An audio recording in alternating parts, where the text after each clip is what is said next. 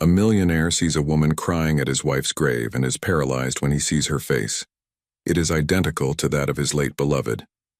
Before we dive into the story, drop a comment below and tell us where you're watching from. Enjoy the story. The Hue. Cool autumn breeze swept through Greenwood Cemetery in Brooklyn, rustling golden leaves that had begun to fall. The sky was a dull gray, mirroring the heavy weight in David Reynolds' chest as he walked along the cobblestone path. He carried a bouquet of white lilies, his late wife's favorite flowers, but there was no warmth in his grip, just a routine that had lost its meaning. It had been exactly 1 year since Emily had passed away. Though time had dulled the initial sting, grief and emptiness still clung to David like a shadow. He had never been a man of emotions. He was a businessman first, a husband second. Success had always been his priority, and emotions were distractions. At least that's what he used to believe. He had spent years building his real estate empire, accumulating wealth most people could only dream of. Money, power, influence. He had it all. But the one person who truly mattered was gone. As he reached Emily's grave, he hesitated. The polished marble headstone gleamed despite the overcast sky, her name engraved in delicate cursive. Emily Reynolds, beloved wife and friend, 1982-2023. It was simple, elegant, just like she had been. He crouched down, placing the flowers at the base of the stone, but felt no closer to her. The silence was deafening. Then a sound broke through, a soft sniffle carried by the wind. At first David thought he was imagining it, but as he turned, his gaze landed on a woman kneeling at a nearby grave. He might have ignored her, might have turned away to continue his private mourning, but something made him look again. The woman's profile, the curve of her cheek, the way her dark hair fell across her shoulders, impossible as it seemed, something about her was hauntingly familiar. When she turned slightly, brushing tears from her face, David froze. The world around him seemed to stop.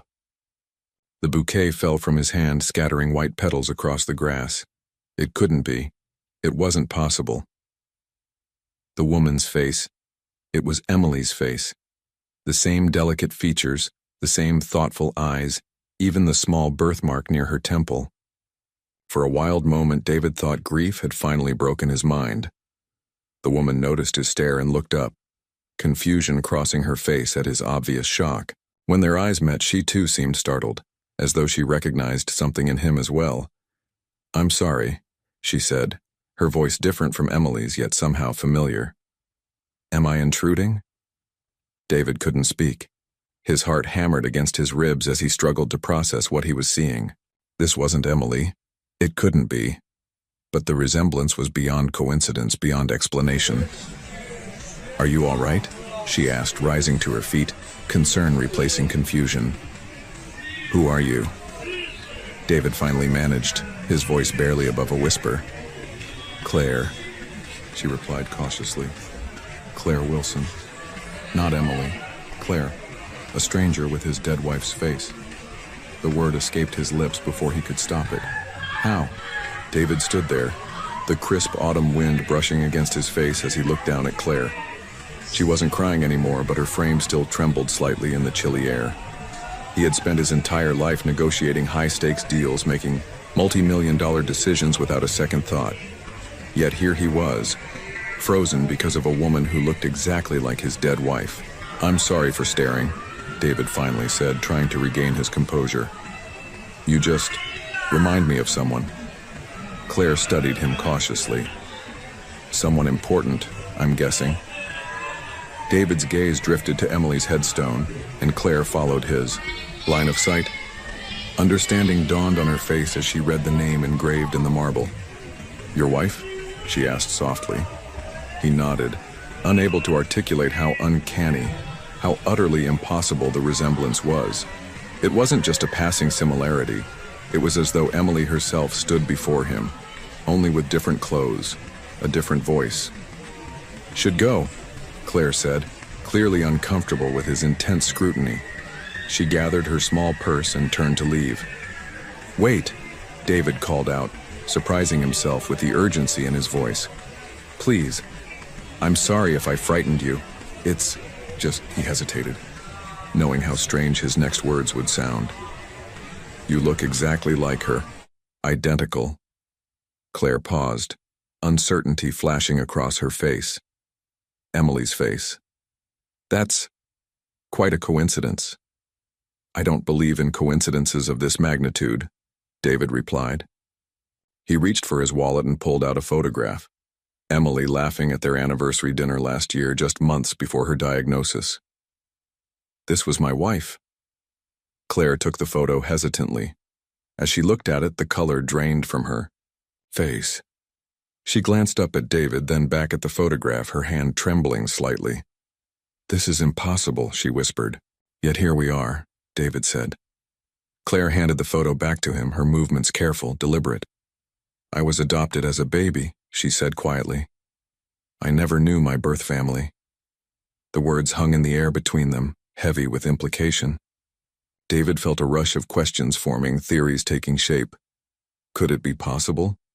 Had Emily had a sister she never knew about?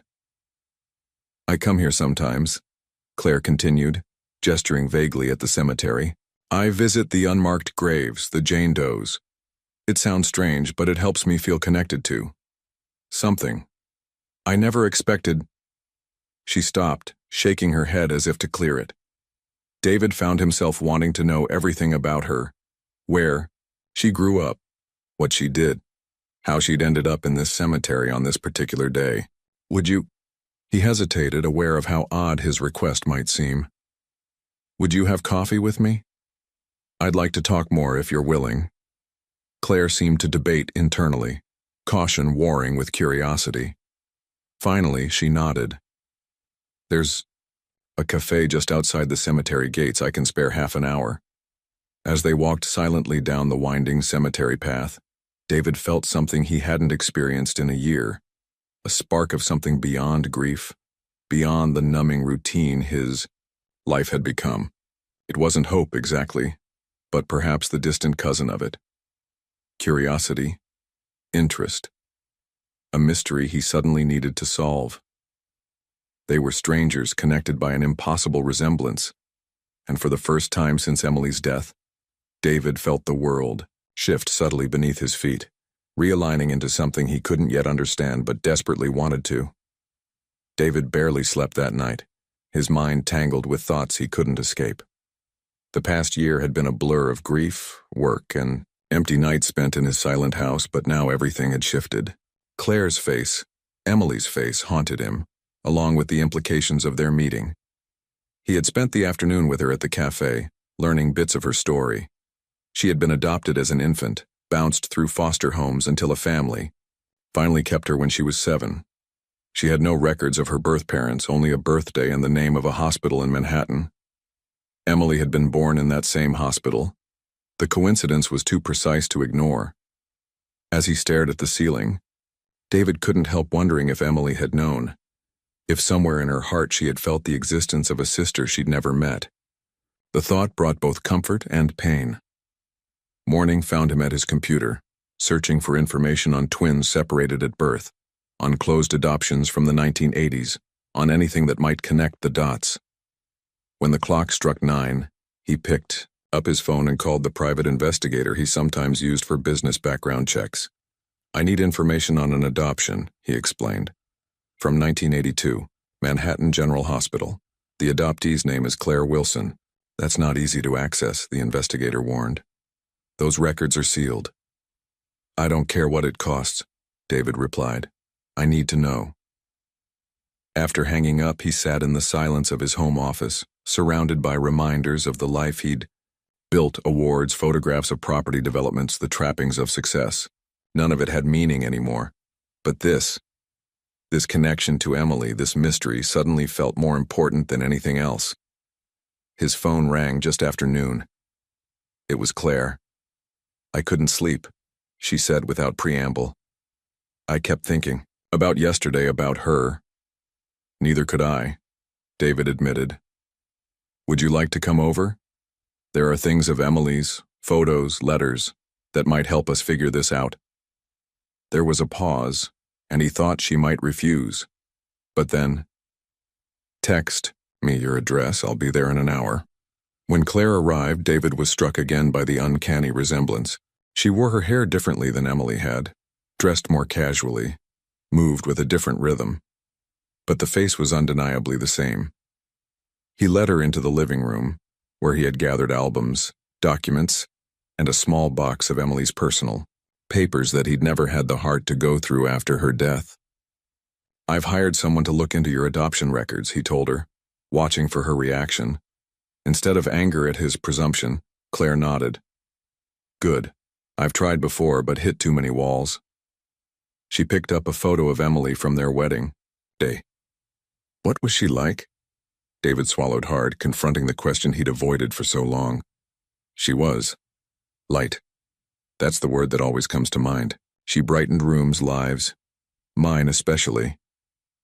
He paused, memories washing over him. She worked in art restoration, but her passion was helping people, volunteering, fundraising for shelters. I never understood why it mattered so much to her. And now? Claire asked quietly. Now I think maybe she knew what it was like to be missing a piece of yourself, even if she didn't know what that piece was. He looked directly at Claire. Maybe she was looking for you without knowing it. Emily's eyes filled with tears. She blinked them away quickly, turning her attention to the box of papers. May I? David nodded, and they began sorting through Emily's past together, searching for the connection they both somehow knew was there. David hadn't realized how much of Emily's life he had missed until he watched Claire sift through the box of memories. Each photo, ticket stub, and handwritten note seemed to tell a story he had never fully appreciated. He had been there physically, smiling in photos, present at events. But emotionally, he had always been elsewhere, calculating his next business move or checking market reports on his phone. She kept everything, Claire marveled, holding up a pressed flower from what appeared to be a botanical garden visit years ago. I never save things like this. I've moved around too much, I guess. David nodded, watching her closely. It was still jarring to see Emily's face animated by someone else's expressions, someone else's mannerisms. Claire was more reserved than Emily had been, her movements more measured, her smile appearing less frequently but no less genuine when it did. Emily was sentimental, he said. She believed objects held memories. I always thought it was. He hesitated, embarrassed by his former attitudes. Foolish? Claire supplied, raising an eyebrow in a gesture so reminiscent of Emily that it made his chest tighten. Unnecessary, he corrected gently. I was wrong about a lot of things. They continued through the contents of the box in companionable silence, occasionally sharing discoveries. David found himself telling stories he hadn't thought about in years. The time Emily convinced him to go kayaking, and they both ended up soaking wet. The afternoon she spent hours trying to rescue a bird that had flown into their window. The quiet evenings when she would read aloud to him while he pretended to listen, but secretly enjoyed the sound of her voice. Claire, in turn, shared fragments of her own life, growing up in a series of foster homes until the Wilsons adopted her, her struggles to find a sense of belonging, her work now as a freelance photographer specializing in urban landscapes. I've always felt like I was looking for something, she admitted, carefully placing a bundle of Emily's letters back in the box. Even after I was adopted by good people who cared for me, there was this emptiness. I thought it was just the usual adoption story, wanting to know my origins. But maybe it was more specific than that. David's phone rang, interrupting the moment. It was the investigator. Reynolds, he answered, standing and walking toward the window for some privacy. You have something? The conversation was brief, but David felt his pulse quicken with each word. When he hung up and turned back to Claire, she was watching him, expectantly, her hands gripping the edge of the box. He found hospital records, David said, his voice steady despite the storm of emotions inside him. From the day you and Emily were born, there were complications with the birth. Twins. Claire's breath caught. Twins, she repeated softly, the word hanging in the air between them. Your birth mother died shortly after delivery. David continued, watching her face carefully. Your birth father. It seems he had a breakdown afterward. He was unable to care for either of you. Emily was taken in by her maternal grandparents while I went into the system, Claire finished, her voice barely above a whisper. David nodded, crossing back to sit across from her. The grandparents apparently didn't have the resources to take both of you. They were elderly, struggling financially. The investigator thinks they may not have been given a choice. Social services might have stepped in. Claire was silent for a long moment, processing this information. Did Emily know? She finally asked, the question David had been asking himself all night. He shook his head. I don't think so. She never mentioned having a sister, let alone a twin. And Emily wasn't the type to keep something like that secret. So she grew up never knowing I existed, Claire said, her voice tinged with a complex emotion David couldn't quite identify. Sadness, perhaps, or the peculiar grief of mourning, something you never knew you had. And I grew up feeling like half of me was missing without understanding why. David watched as she rose from her seat and walked to the large window overlooking the city. The afternoon light caught her profile, Emily's profile, creating a silhouette that made his heart ache with familiarity and strangeness all at once. I want to see everything, Claire said suddenly, turning back to him with newfound determination. All the places that were important to her, where she grew up, where she worked, where she was, she faltered slightly, where she was buried. I want to know my sister. The request shouldn't have surprised David, but it did. He had spent the past year avoiding most of those places, unable to bear the memories they held. But looking at Claire, now seeing the resolve in her eyes, Emily's eyes, he found himself nodding. We'll start tomorrow, he said. I'll take the day off. Claire looked surprised. Don't you have to work? A small, sad smile crossed David's face. Work has been my hiding place for the past year. Maybe it's time I stopped hiding. The next morning dawned clear and cool, a perfect New York autumn day. David met Claire outside her apartment building in Brooklyn, a far cry from his luxury Upper East Side condo. They began their journey at Emily's childhood home, a modest brick house in Queens where her grandparents had raised her. They passed away while we were in college, David explained as they stood on the sidewalk, looking at the house now occupied by strangers. Emily inherited enough to finish school, but not much else. Is that when you met? In college? Claire asked as they walked back to his car. David nodded. Columbia. I was studying business, she was studying art history. We were completely different, but somehow. He trailed off, remembering their unlikely beginning. Somehow it worked. Claire finished for him.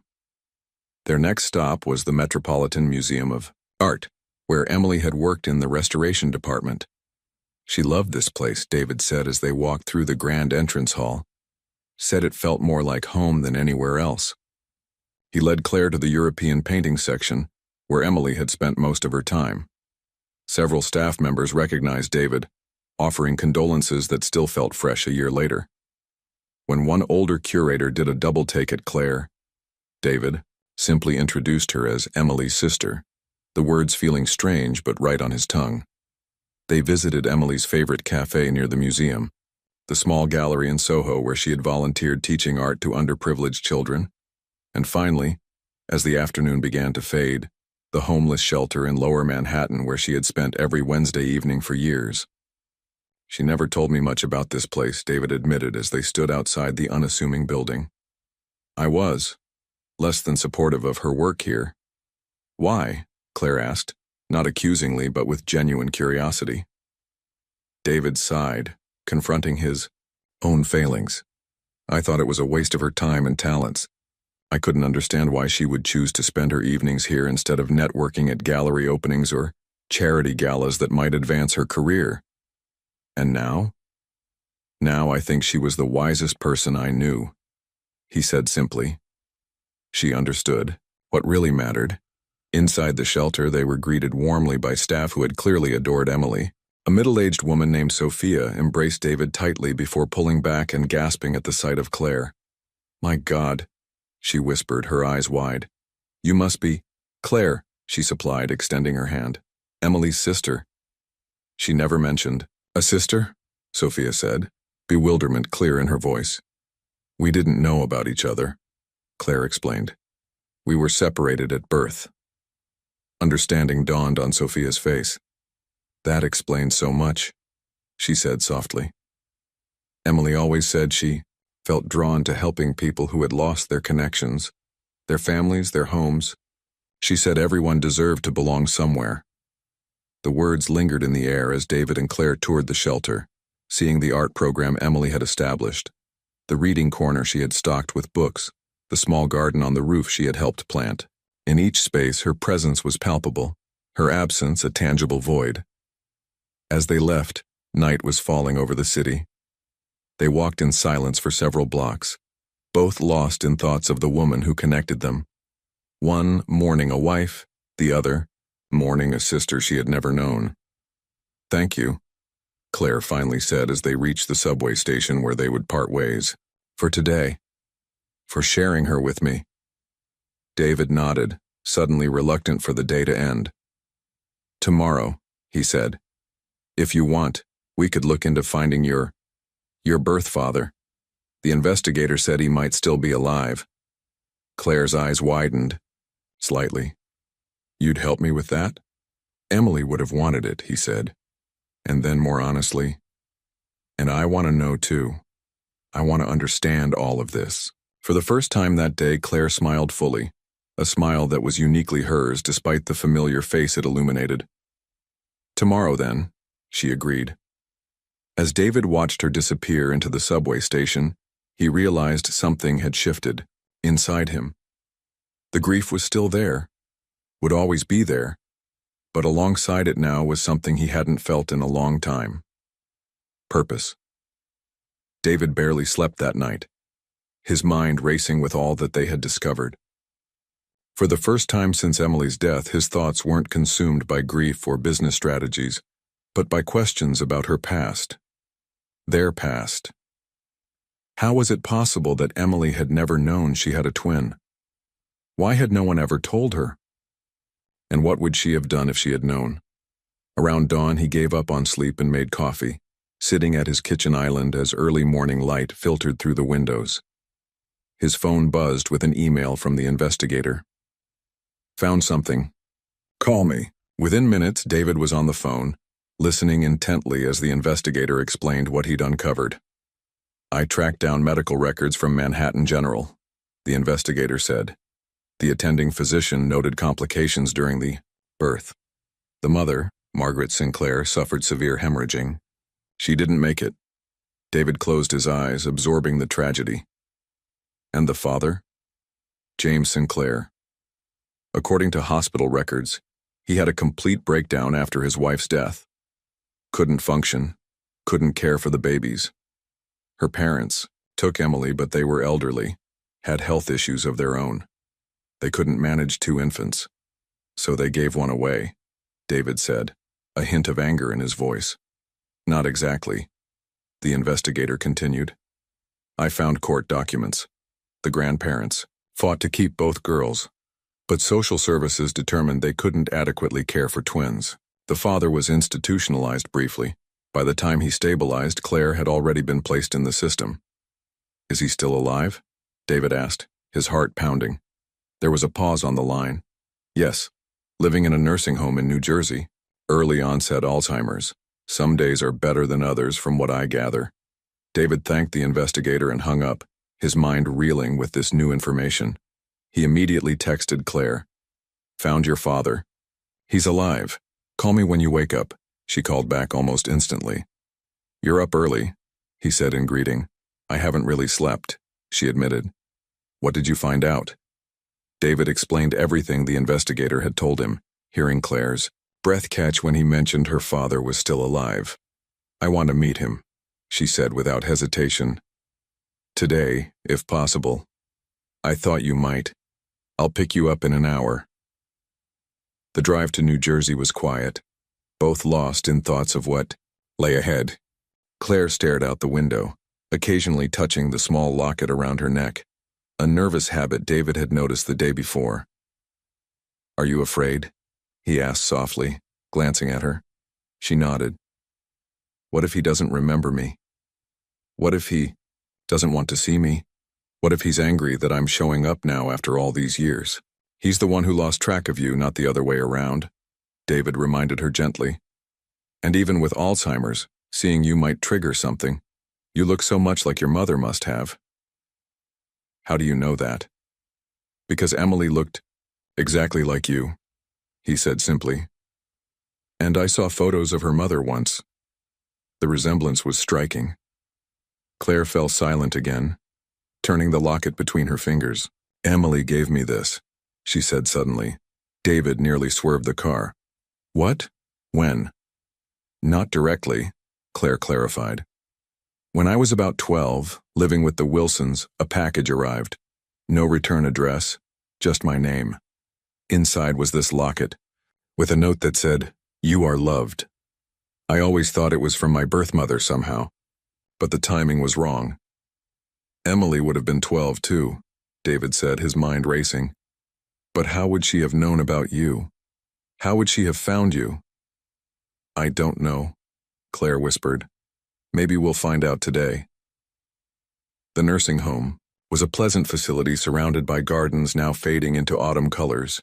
The receptionist checked their identification and led them to a small private room where James Sinclair was waiting, having been told he had visitors, but not who they were. David felt Claire tense beside him as they approached the door. He placed a reassuring hand on her shoulder, a gesture that felt both strange and natural. "You don't have to do this alone," he said quietly. She took a deep breath and nodded, then pushed open the door. James Sinclair sat in an armchair by the window, a thin man with silver hair and familiar dark eyes. When he turned to look at them, his expression shifted from polite curiosity to utter shock. "Margaret?" he whispered, his voice cracking. "Is that you?" "No, I'm not Margaret," Claire said softly, taking a hesitant step forward. "I'm Claire." James Sinclair stared at her, confusion replacing shock as he struggled to make sense of what he was seeing. "You look just like her," he murmured, his trembling hand reaching out before falling back to his lap. David remained by the door, giving them space, while Claire slowly approached the frail man who was her father. "I'm your daughter," she said, her voice steady despite the emotion behind it. "Your daughter with Margaret." James blinked rapidly, his eyes darting between Claire and David. "Daughter? But Emily—" "I'm Emily's twin sister," Claire explained, crouching down beside his chair so they were at eye level. "We were separated after we were born." A flash of recognition crossed the old man's face. "Twins," he whispered. "Margaret was carrying twins." Claire nodded, her eyes filling with tears. "Yes. Emily went to live with Margaret's parents. I was put into foster care." James closed his eyes, pain etching deep lines into his face. "They told me one of you died," he said, his voice barely audible. "When I came out of the darkness, they said only Emily survived." David felt his chest tighten at these words.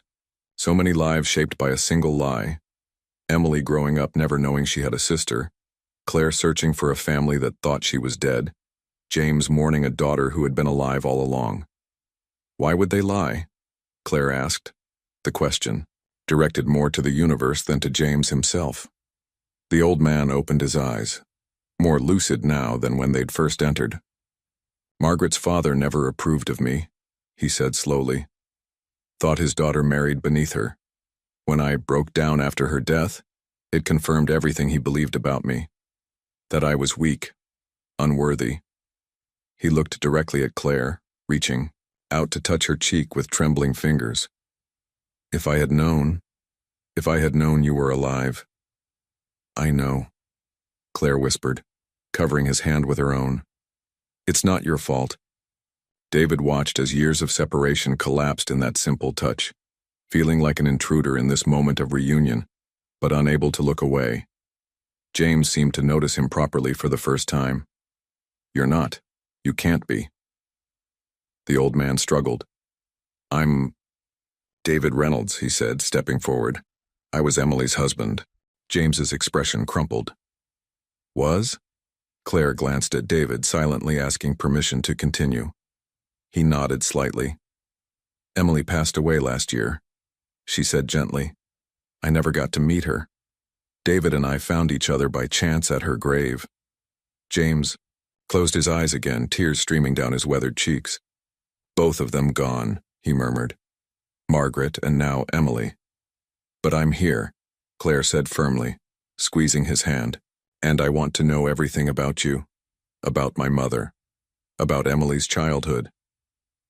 For the next hour they sat together as James shared stories, sometimes clear and detailed, sometimes fragmented and confused as his mind drifted between past and present.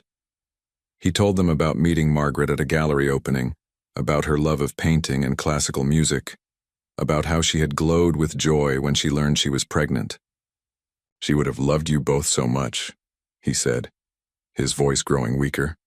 "So much." When it was time to leave, Claire promised to return soon. James held her hand tightly, as if afraid she might disappear again. "The locket," he said suddenly, as they reached the door. "Did you get the locket?" Claire's hand flew to the pendant around her neck. "Yes. How did you know about this?" A smile ghosted across James's face. "Emily found the adoption papers. She was 12. Searching for her birth certificate in her grandparents' home." His eyes grew distant with the memory. "She came to me in secret, wanted to find her sister. I helped her track you down, but her grandparents, they couldn't know. They would have stopped us." "You knew?" Claire whispered. "Emily knew about me?"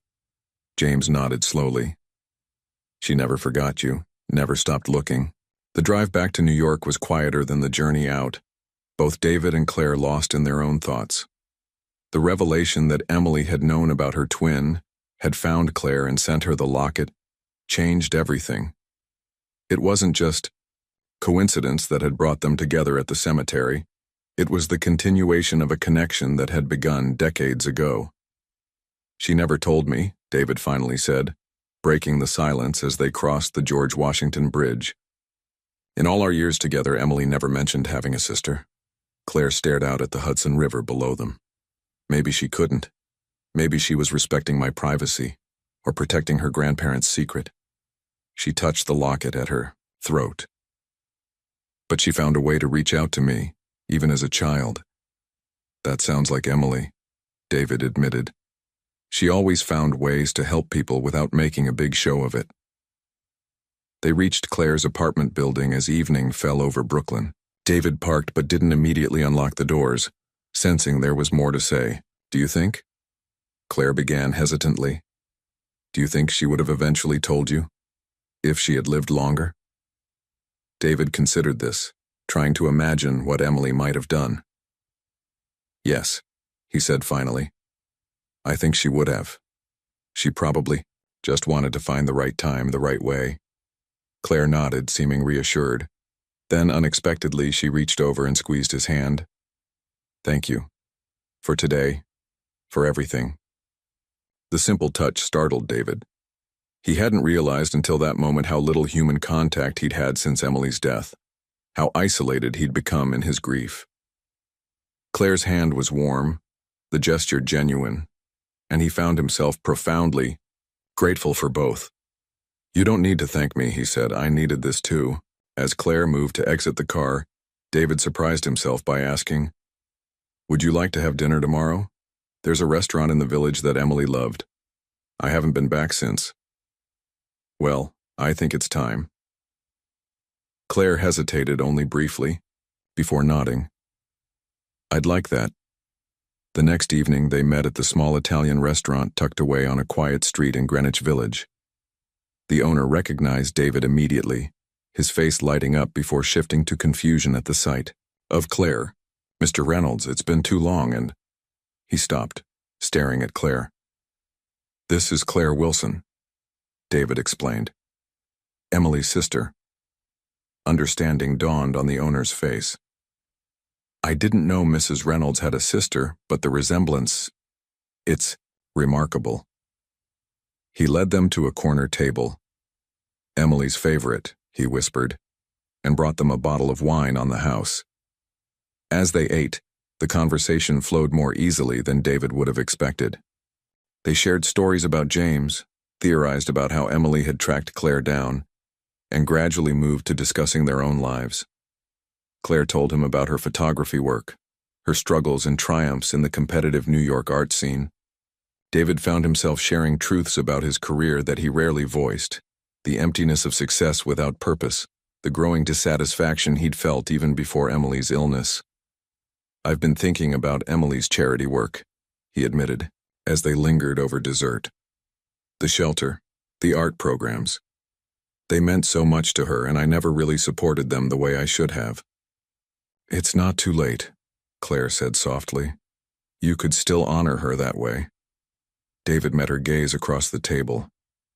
In the candlelight, the resemblance to Emily was still striking, but he was beginning to see Claire more clearly as her own person. The subtle differences in expression, the unique cadence of her speech, the photographer's eye with which she observed the world. I'd like that, he said. Maybe you could help me. With your connection to art, you might have ideas about how to continue what she started. Claire smiled, a smile that was entirely her own.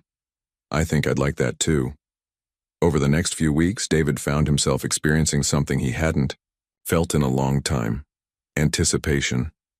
Each morning he woke with a sense of purpose, knowing that the day might bring new discoveries, new connections to Emily's past, and new moments with Claire that somehow eased the weight of grief he'd carried for so long.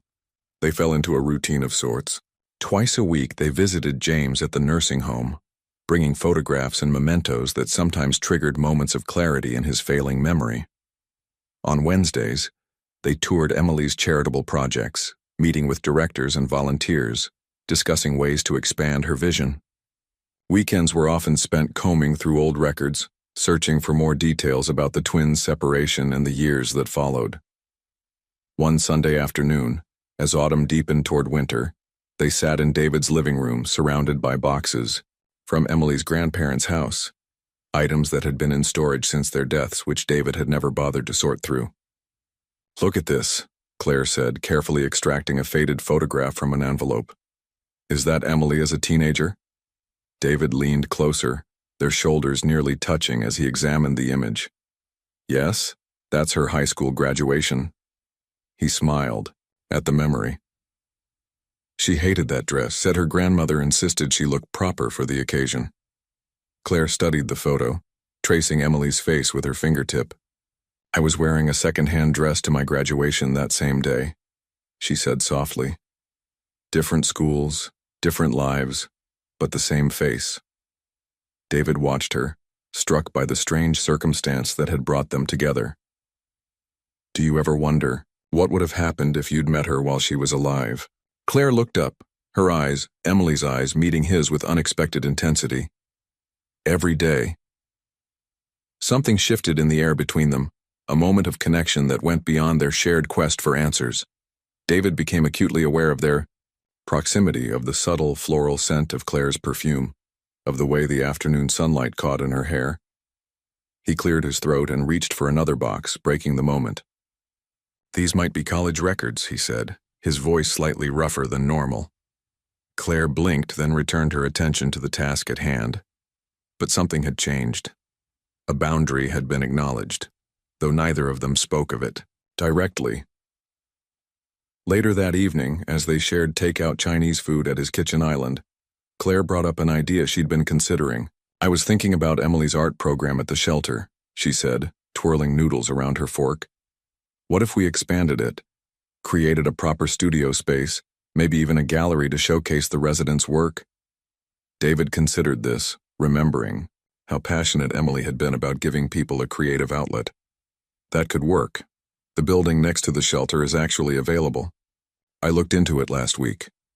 Claire's eyes widened. You did? He nodded, a little embarrassed by his own initiative. I thought it might be useful for something. I wasn't sure what. That's perfect, Claire said, her enthusiasm infectious.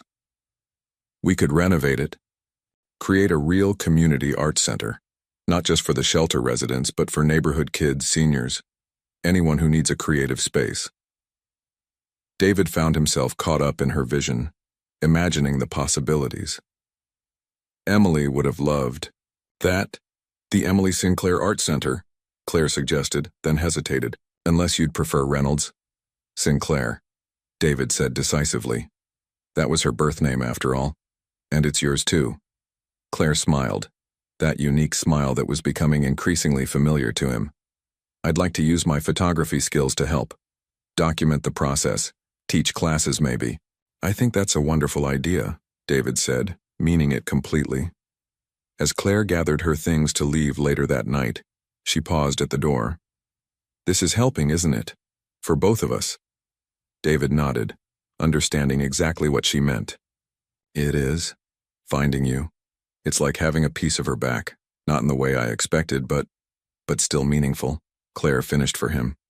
Good night, David. Good night, Claire. Winter descended on New York City, transforming the concrete landscape into a glittering wonderland of lights and snow. David, who had always viewed the season as merely an inconvenience to business, found himself appreciating its beauty for the first time in years, perhaps ever.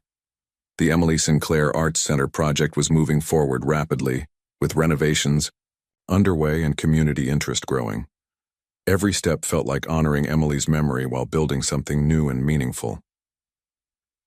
One evening in mid-December, David stood in the half-renovated space, surveying the progress. Large windows that had been boarded up for years now revealed the snowfall outside, construction dust mingling with the scent of fresh paint. Claire moved through the room, camera in hand, documenting the transformation. She looked different, somehow. More vibrant, more present than when they'd first met. The haunted expression she'd worn at the cemetery had gradually disappeared, replaced by a quiet confidence that suited her. This wall should be a gallery space, she was saying, gesturing with her free hand. Natural light during the day, track lighting for evenings. We could host monthly exhibitions, feature different artists from the community. David nodded, following her vision. And that area near the back could be the classroom space you wanted. Exactly. Claire lowered her camera, smiling with satisfaction. It's really happening, isn't it? Before David could respond, his phone rang, the nursing home's number flashing on the screen. His stomach dropped as he answered. Reynolds. The nurse's voice was gentle but urgent. Mr. Reynolds, it's about James Sinclair. He's had a turn for the worse. The doctor suggests you and Ms. Wilson come as soon as possible. David ended the call, turning to Claire with the news. Her expression fell, the joy of moments before replaced by concern. We need to go, she said immediately, already gathering her things. The drive to New Jersey was tense, snow making the roads treacherous. Claire sat rigid beside him, fingers working the clasp of her locket back and forth in a nervous gesture. He was doing better last time we visited, she said, her voice small. He remembered so much about my mother. David reached across the console, briefly squeezing her hand. Your father is stronger than he looks, and he's held on this long, maybe. He was waiting to find you. Claire glanced at him, gratitude in her eyes. Maybe. At the nursing home, they were led directly to James's room. The elderly man looked diminished somehow. His breathing labored, his skin pale against the white sheets. Yet when he saw Claire, his eyes brightened. There you are, he whispered. My Margaret's girl. Claire took his hand, sitting gently on the edge of the bed. I'm here, Dad. The words seemed to fill James with a profound joy. Dad, he repeated. Never thought I'd hear that again. David stood back, giving them space for this moment. He watched as Claire leaned forward, speaking softly to the man she had only just begun to know. Despite the sadness of the situation, there was something beautiful about it. This connection rebuilt across decades of separation. After a while, James's gaze shifted to David. Come here, son, he called weakly. David approached, surprised by the summons. "You married my Emily," James said. "Made her happy?" David swallowed hard. "I tried to. She deserved better than I gave her sometimes." James shook his head slightly. "She chose you. Must have seen something worth choosing." His eyes moved between David and Claire. "Take care of each other. Family. Family is everything. Lost too. Much time already." David felt Claire's gaze on him but couldn't meet it, the implications of James's words hanging heavily in the air between them. The old man drifted into sleep shortly afterward, his breathing steadier than before. The doctor assured them James had stabilized but encouraged them to stay nearby. They found a small hotel not far from the nursing home, checking in just as the snow began to fall more heavily. "I can't lose him yet," Claire said quietly as they stood in the hotel lobby. "I've only just found him." "I know," David replied, wishing he could offer more comfort. "I know." David woke to the soft ping of a text message. It was Claire. "He's awake and asking for us." Within 20 minutes, they were back at the nursing home, where they found James sitting up in bed, looking remarkably more alert than the night before. His eyes brightened when he saw them enter. "I had the most vivid dream," he said, his voice stronger. "Margaret was there, telling me it wasn't my time yet." He reached for Claire's hand as she approached. "Said I still had things to do here." Claire smiled, blinking back tears. "Mom sounds wise. Stubborn is what she was." James chuckled weakly. "Beautiful and stubborn, just like my girls." David watched from the doorway, struck by how quickly Claire and James had formed a bond despite the decades lost between them. It reminded him of something Emily had once said: "Real connections don't need time, they just need openness." The doctor arrived shortly after, surprised by James's improvement. "These rallies happen sometimes," he explained quietly to David. "They can be temporary or signify genuine improvement. Hard to predict with Alzheimer's." David nodded, understanding the unspoken warning not to expect too much. Yet, as the day progressed, James remained lucid, determined to share every memory he could with Claire while his mind was clear.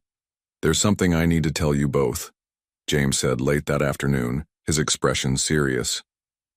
"Something about Emily." Claire and David exchanged glances, moving closer to the bed. "After we found you, Claire, when Emily was 12, she made me promise something." James took a labored breath. "She made me promise that if anything ever happened to her, I would make sure you two met." "What?" David felt as though the air had been knocked from his lungs. James nodded weakly. "She said she had a feeling you'd need each other someday." His gaze moved between them. "When I heard about Emily's passing, I tried to find you, Claire. Sent letters to your last known address. Never got a response." "I moved," Claire said softly. 3 times in the last 2 years. And I was." David hesitated. "Not very accessible after Emily died. I shut myself off from everyone." James closed his eyes briefly. "Not your fault. Either of you." When he opened them again, there was an intensity in his gaze that belied his fragile state. "But you found each other anyway." Emily would say that means something. The implications of James's words hung in the air. Had their meeting at the cemetery truly been coincidence or something more? David didn't consider himself spiritual, yet he couldn't deny the strange sequence of events that had brought them together. "Emily always believed in signs," he said, quietly, "in things happening for a reason." Claire's hand moved unconsciously to her locket, the first connection between her and the sister she never met. "Do you think she somehow knew?" she asked, her voice barely above a whisper. "That she'd die young?" James shook his head. "I think she just understood life's uncertainty better than most. Losing her mother at birth, finding out about a twin sister, it gave her a perspective others might not have." The conversation lingered with David long after they left the nursing home that evening. Emily had wanted him to meet Claire, had somehow anticipated they would need each other. What would she think of their growing closeness? of the complex emotions he was beginning to acknowledge. "You're quiet," Claire observed as they drove back to New York, James having stabilized enough for them to return home. "Just thinking about what your father said," David replied, keeping his eyes on the snowy road ahead. "About Emily wanting us to meet." Claire nodded. "It's strange to think she knew about me all those years, that she was looking out for me even then." "That was Emily," David said softly. "Always seeing what others needed often before they knew themselves." As they crossed the George Washington Bridge, the city lights glimmering against the night sky, David felt something shifting inside him, a gentle closing of one chapter and the uncertain beginning of another. Christmas arrived with a fresh blanket of snow over New York City. David had initially planned to spend the holiday as he had the previous year, alone in his apartment, working, pretending the day held no significance. But Claire had other ideas. "You can't spend Christmas by yourself," she insisted during one of their visits to the art center. "Come to my place. Nothing fancy, just dinner and maybe some old movies." David hesitated, uncertain about crossing this new threshold. Their relationship had evolved into something he couldn't quite define, more than friendship, different from romance, bound by shared grief and unexpected connection. "Are you sure?" he asked. Claire's smile was gentle but determined. "Absolutely. Besides, I have something I want to show you." Christmas Eve found David at Claire's Brooklyn apartment, a modest but warm space filled with her photographs and collected treasures. The small tree in the corner was decorated with an eclectic mix of ornaments, each seemingly with a story behind it. "Most of these are from my travels," Claire explained, handing him a glass of wine. "I try to bring something back from every place I photograph." They ate dinner at her small table by the window, watching snow fall softly on the street below. The conversation flowed easily, both carefully avoiding mention of their shared loss as if by unspoken agreement to keep this evening free from grief. After dinner, Claire disappeared into her bedroom, returning with a wrapped package. "This is what I wanted to show you," she said, setting it before him. "It's not exactly a Christmas gift, more of a discovery." David unwrapped it carefully to reveal a leather-bound photo album. Opening the cover, he found himself looking at photographs of Emily, but not ones he recognized. These were childhood photos, teenage snapshots, moments from her life before he knew her. "Where did you find these?" he asked, his voice thick with emotion. "They were in a box James had kept at the nursing home," Claire explained, sitting beside him on the couch. "Photos her grandparents had sent him over the years. I had copies made for you." David turned the pages slowly, seeing Emily grow up before his eyes. Her first day of school, awkward teenage years, college graduation. In many photos, she wore the same locket Claire now wore around her neck. "She never forgot you," David said softly, looking up at Claire. "Even when we were together, even when she seemed completely happy, there was always something she was searching for. I think it was you." Claire's eyes filled with tears. "And I was searching for her without even knowing it."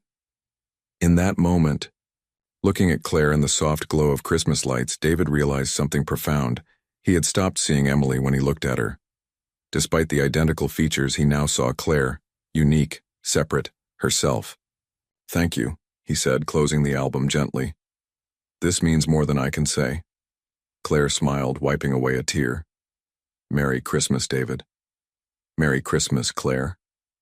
New Year's Eve arrived with a sense of anticipation David hadn't felt in years. The Emily Sinclair Art Center was scheduled to open in February, and preparations were accelerating. Claire had thrown herself into the project, curating the inaugural exhibition featuring artwork from shelter residents alongside established New York artists. David found himself equally invested, not just financially but emotionally. Watching the center take shape felt like building something meaningful from his grief, transforming loss into legacy. More than that, it had given him a purpose beyond accumulating wealth, something Emily had always gently encouraged. "The gallery. Lighting needs to be adjusted," Claire said as they walked through the space, clipboard in hand. Her expertise as a photographer made her attentive to details others might miss. And I think we should reconsider the layout of the classroom area. David nodded, making notes. Whatever you think is best. You have a better eye for these things than I do. Claire smiled at that. A businessman admitting someone else knows better? Emily would be shocked. I'm learning, David said, returning her smile. Slowly, perhaps, but learning nonetheless. They had developed an easy camaraderie over the past months, their initial awkwardness giving way to genuine friendship. Yet beneath the surface, David sensed something more complex evolving, feelings he wasn't ready to name or acknowledge. Guilt that surfaced whenever he found himself looking at Claire too long or enjoying her company too much. After finalizing plans for the center, they stepped out into the crisp winter afternoon. The city was alive with New Year's preparations, streets bustling with people despite the cold. Any plans tonight? Claire asked as they walked toward the subway. David shook his head. Just the usual, ignoring the holiday with takeout and spreadsheets. Claire stopped walking, turning to face him with determination. Not this year. There's a rooftop party at my friend's gallery in Chelsea. Nothing too fancy, just artists and photographers. Come with me. David hesitated. The thought of socializing, of celebrating, still felt somehow disloyal to Emily's memory. She wouldn't want you spending another New Year alone, Claire said softly, as if reading his thoughts. You know that. He did know that. Emily had always believed in embracing life, in finding joy even in difficult times. It was one of the things he had loved most about her, even when he hadn't fully understood it. All right, he agreed. What time? Later that evening, David found himself in a converted warehouse space surrounded by Claire's artistic friends. The atmosphere was vibrant yet unpretentious. Clusters of conversation, laughter, music playing just loudly enough to energize without overwhelming. Through it all moved Claire, introducing him to people, drawing him into discussions, making sure he never felt isolated. At one point he found himself alone by the windows overlooking the illuminated city. Claire approached with 2 glasses of champagne, offering one to him. How are you holding up? She asked. Better than expected, he admitted. Your friends are interesting people. They're curious about you too, she said. The mysterious businessman who's suddenly passionate about community arts. David laughed softly, hardly mysterious, just evolving, I suppose. Claire studied him for a moment, her expression thoughtful. You're not the same person I met at the cemetery. Neither are you, he pointed out. Around them, partygoers began the countdown to midnight. 10, 9, 8. David, Claire said quietly as the numbers descended, I want you to know that whatever happens this year finding you, this connection to Emily, to my past, it's changed everything for me. 3, 2, 1. As cheers erupted around them and the city exploded with fireworks, David felt something shift inside him, a door opening to possibilities he had thought forever closed. Happy New Year, Claire, he said, raising his glass to hers. Happy New Year, David. January passed in a flurry of activity as the art center's opening approached. David and Claire spent most days together, finalizing exhibits, interviewing staff, and preparing marketing materials. Their easy partnership surprised many who knew David before, the hard-driving businessman now patiently listening to artists' concerns, genuinely engaged in creating something that wouldn't boost his portfolio but would serve the community. One afternoon, as snow fell gently outside the center's windows, Claire was photographing the completed gallery space when David received an unexpected call. Mr. Reynolds, this is Dr. Martinez from Pine Grove Nursing Home. I'm afraid I have difficult news about James Sinclair. David stepped away, lowering his voice. What's happened? He's had a significant decline. The lucid periods are becoming less frequent. We don't believe his condition is immediately life-threatening, but I understand, David said, glancing at Claire, who was absorbed in her work. We'll come tomorrow. After ending the call, he watched Claire for a moment, her camera raised as she captured the light streaming through the windows. She had blossomed these past months, gaining confidence as she embraced both her connection to Emily and her own distinct identity. The thought of causing her pain with this news made his chest tighten. "Claire," he said gently, approaching her. "That was the nursing home." She lowered her camera immediately, reading his expression. "Dad?" David nodded, explaining the situation, as gently as possible. Claire listened silently, her face composed but her eyes revealing her distress. "I should go today," she said when he finished. "Now." "I'll drive you," David offered without hesitation. The journey to New Jersey was quiet, Claire staring out the window at the winter landscape. David respected her silence, understanding her need to process. Only when they were nearly there did she speak. "I've been so focused on the center, on finding my connection to Emily, that I've been taking for granted that he'd be there waiting." Her voice trembled slightly. "I've only just found him." David reached across the console, taking her hand. "You've given him something precious, Claire. Time with his daughter. Memories he thought he'd never have." She squeezed his hand gratefully before letting go. "We both have." At the nursing home, they found James asleep, his breathing shallow but steady. Claire sat beside him, holding his frail hand, occasionally sharing quiet stories with David about their recent visits, as if ensuring her father would still be part of their lives even as he slipped away. As evening approached, James briefly opened his eyes, recognition flickering in his gaze. "My girls," he murmured. "Both my girls." Claire leaned forward. "I'm here, Dad."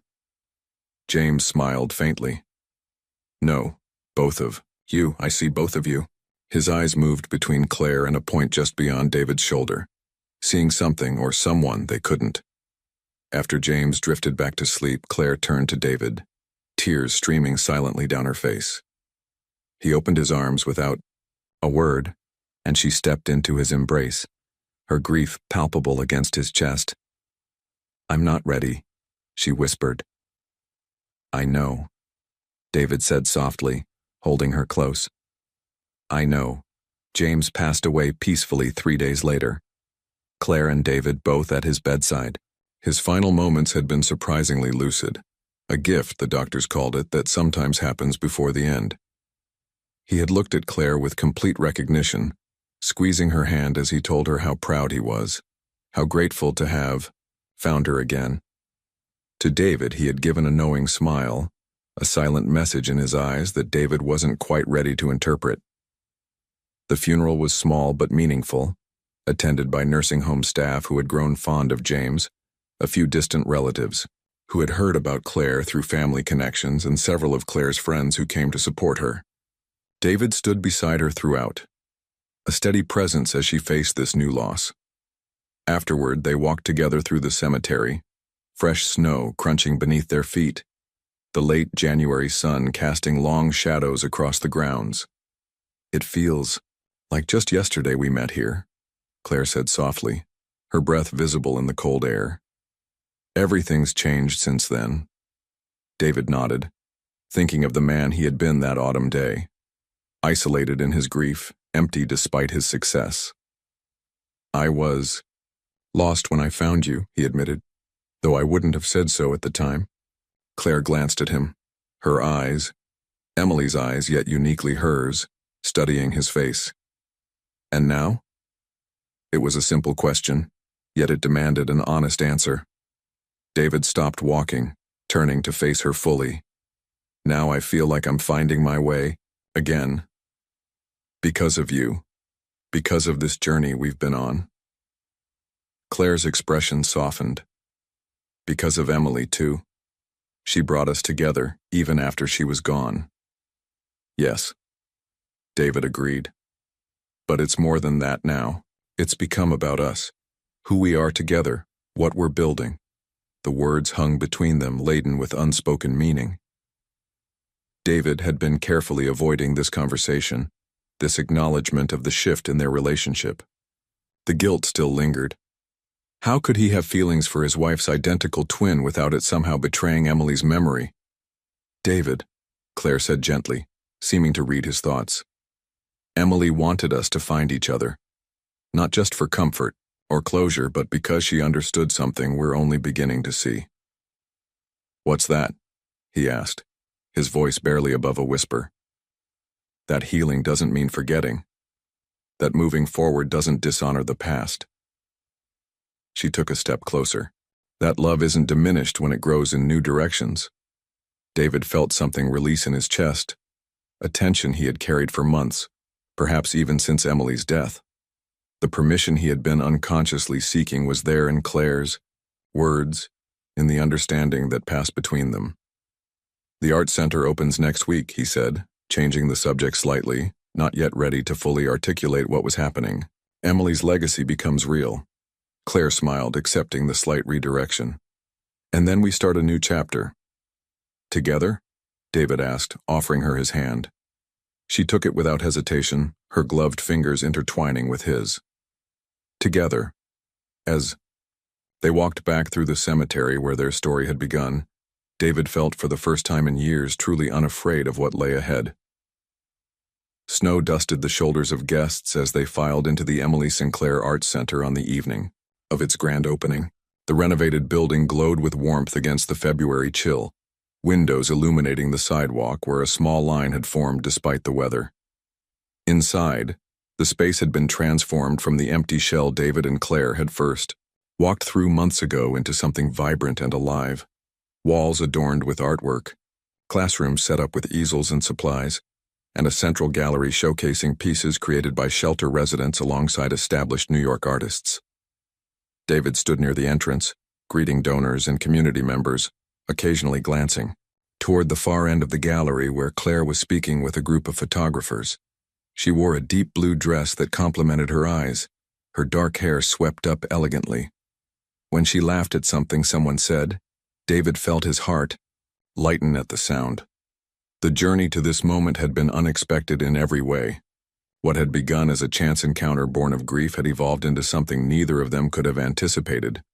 A partnership, a friendship, and something more that was still taking shape between them. Delicate, but strengthening with each passing day. "Mr. Reynolds?" A young woman approached, her voice hesitant. "I just wanted to thank you. I stayed at the shelter where Mrs. Reynolds used to volunteer. Her art classes were the only thing I looked forward to back then." David smiled, genuinely touched. "Thank you for sharing that. And please, call me David." "I have a piece in the exhibition," she continued, pointing toward a vibrant abstract painting near the center of the gallery. "I never thought I'd see my work displayed like this." "It's beautiful," David said, and meant it. "Emily would have been proud to see what you've created."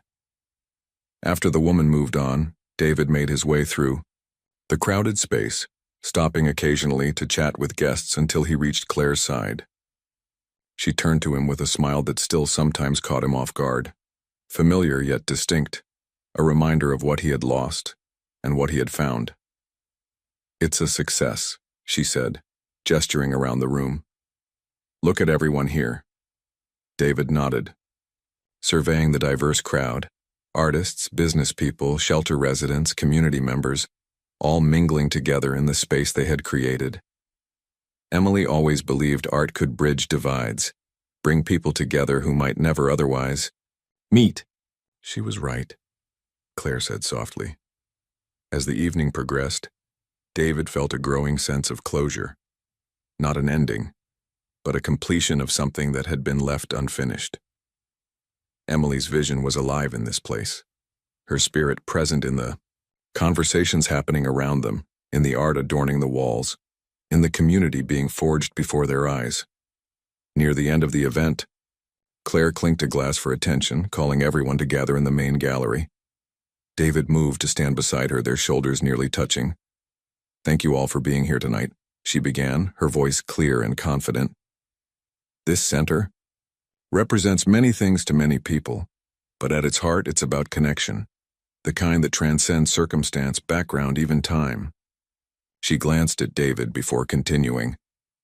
"My sister Emily never got to see this space, but she saw the potential in people, in community, in the healing power of creative expression.